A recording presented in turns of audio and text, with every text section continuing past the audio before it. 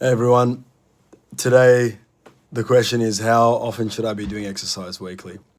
The focus is to complete 75 to 150 minutes of moderate to vigorous intensity exercise.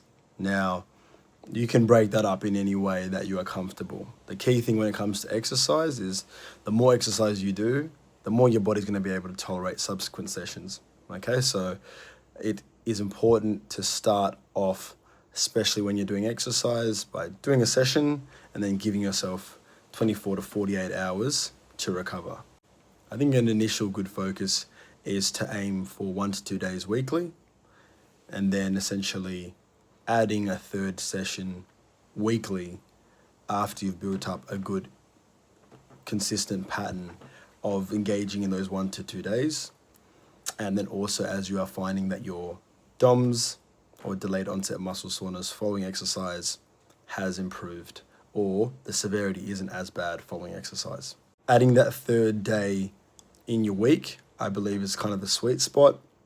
And then you can depends on how you want to structure your exercises, but it can be, a split cardio and strength-based session on all the days, or it can be, your push, your pull, your legs, and then kind of having cardio as a precursor to any of those exercising days. But I think 3 days works very well, and then having your 4 days rest kind of broken up by the exercise throughout the week works well, so that you're getting a suitable therapeutic dose so that you're actually able to slowly and gradually see the results from the. For those that want to do 4+ days of exercise, normally you've got a pretty significant goal in mind.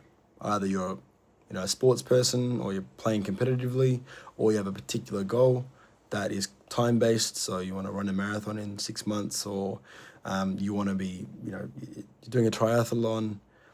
It's normally for people that are just generally and gradually exercising with no particular goal. 3 days is suitable, but 4+ days is now when you have a specific time-based goal in mind. Key thing to be mindful of is overtraining.